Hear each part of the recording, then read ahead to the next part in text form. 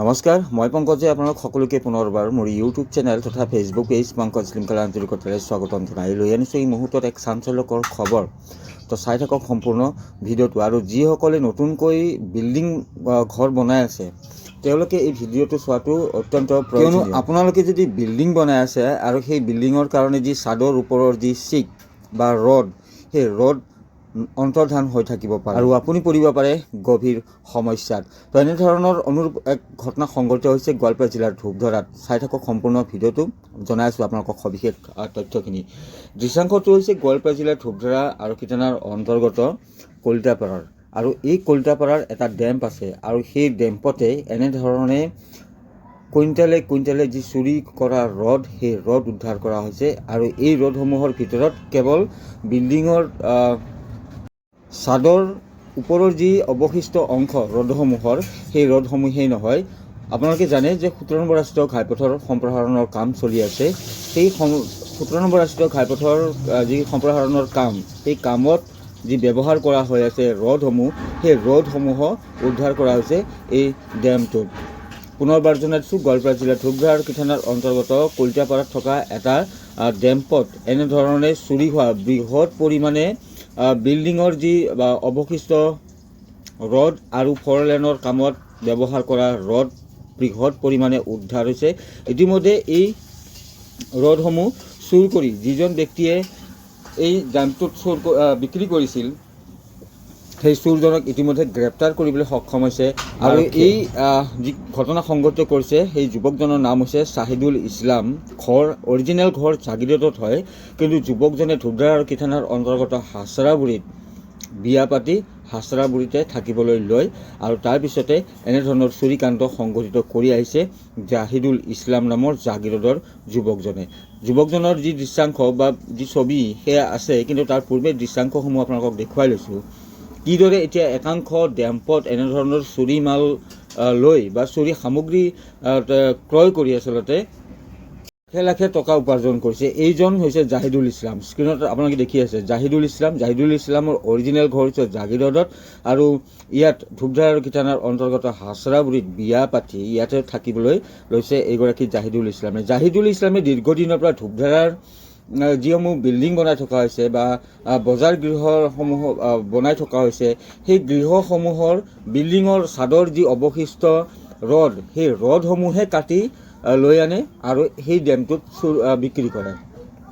ইয়াৰ লগে লগে 4 লেনৰ কামত ব্যৱহাৰ কৰি থকা যিসমূহ ৰড, সেই ৰডসমূহ চুৰ কৰি আনি সেই ডেমটোত উদ্ধাৰ কৰে। ইতিমধ্যে এই খবৰ পোৱাৰ পিছতে আচলতে ঘটনাটো পোহৰলৈ আহিল যে আমাৰ ধূপধৰাৰ যি মুছলিম ৰাইজ আছে, সেই মুছলিম ৰাইজে তেওঁলোকে বিল্ডিং বনাই আছে আৰু তেওঁলোকৰ সেই বিল্ডিঙৰ যি অৱশিষ্ট অংশ ৰডসমূহৰ, সেই অৱশিষ্ট অংশসমূহ নোহোৱা হোৱা লাগে। আৰু তাৰপিছতে তেওঁলোকে খা খবৰ লয় যে হয়তো কোনোবা ব্যক্তিয়ে এইসমূহ কাটি নি কোনোবা ডেম্পত চুৰি কৰিছে। তেওঁলোকে সন্দেহ কৰে আৰু সেই সন্দেহ কৰা অনুযায়ী ওচৰৰ পাজৰৰ যিসমূহ ডেম্প আছিল, সেই ডেম্পত তেওঁলোকে খা খবৰ লয় আৰু তাৰপিছতে এই ঘটনাটো পোহৰলৈ আহে।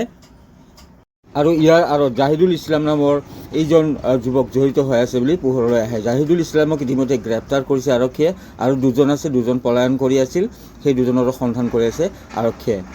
তই আছিলে চাঞ্চল্যকৰ চুৰিকাণ্ডৰ খবৰ।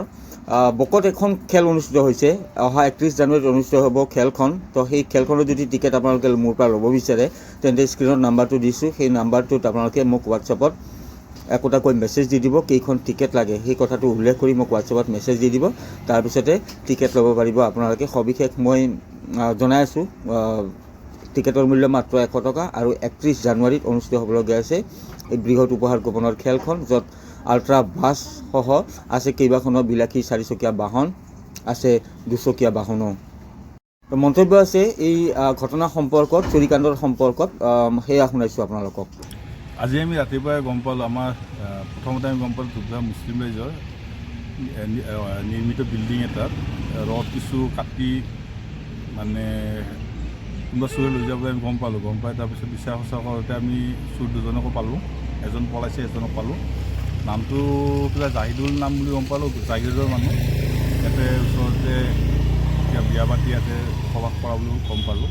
আৰু লগতে এই চুৰকেইজনে অকল আমাৰ ধূপধৰা মুছলিম ৰাইজৰ বিল্ডিঙৰে নহয়, আমাৰ যি নিৰ্মিত ফ'ৰলেনৰ কাম চলি আছে ইয়াতে ব্ৰিজৰ কাম চলি আছে তাৰো যথেষ্টখিনি ৰড পাইপ আৰু কিবা ৰেলিঙৰ দৰে সেইবোৰো চুৰ গৈছে, সেইখিনি উদ্ধাৰ কৰা হৈছে এটা ডেম্পৰ পৰা।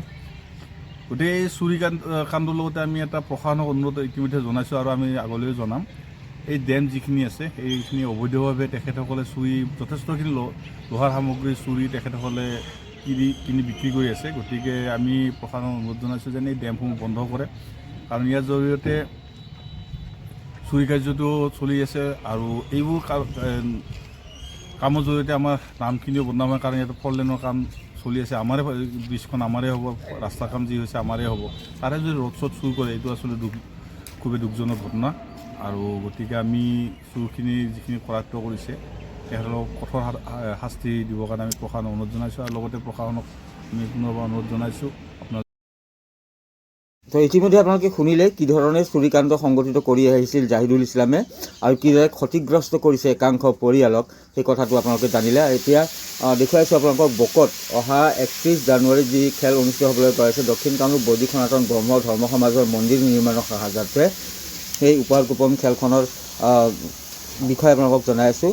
টিকেটৰ মূল্য মাত্ৰ 100 টকা। মোৰ তাত 1ৰ পৰা 5 ছিৰিজলৈকে টিকেট আছে। যদি আপোনালোকে এই খেলখনৰ টিকেট মোৰ পৰা ল'ব বিচাৰে স্ক্ৰীণত নাম্বাৰটো দিছোঁ, সেই নাম্বাৰটোত আপোনালোকে মোক হোৱাটছএপত মেছেজ দি দিব একোটাকৈ কেইখন টিকেট লাগে সেই কথাটো উল্লেখ কৰি মোক মেছেজ দি দিলে আপোনালোকে টিকেট ল'ব পাৰিব। স্ক্ৰীণত আপোনালোকে দেখি আছে আল্ট্ৰা বাছ ৰখা হৈছে, থাৰ ৰখা হৈছে, চুইফ্ট বাহন, এল্ট' বাহন আদি বাহনসমূহ ৰখা হৈছে।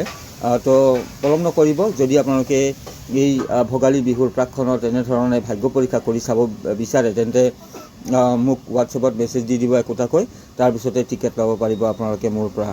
তো পুনৰবাৰ জনাইছোঁ অহা 31 জানুৱাৰীত বকত দক্ষিণ কামৰূপৰ বকত এক বৃহৎ উপহাৰ গোপনৰ খেল অনুষ্ঠিত কৰা হৈছে। দিনৰ ভাগতে খেলখন অনুষ্ঠিত হ'ব। মই আপোনালোকক সম্পূৰ্ণ লাইভ দেখুৱাম খেলখনৰ। ৰিজাল্টৰ বাবে চিন্তা কৰিব নালাগে। পুৰস্কাৰৰ লিষ্টসমূহ মই আপোনালোকক দেখুৱাই দিছোঁ। সৰ্বমুঠ পুৰস্কাৰ আছে 19টাকৈ সৰ্বমুঠ পুৰস্কাৰ আছে। তো এক বৃহৎ উপহাৰ কুপনৰ খেল অনুষ্ঠিত হ'বলগীয়া আছে 31 জানুৱাৰীত। টিকেট লাগিলে মোক হোৱাটছএপত মেছেজ দিব, কেইখন টিকেট লাগে সেইটো কথা উল্লেখ কৰি দিব। ধন্যবাদ।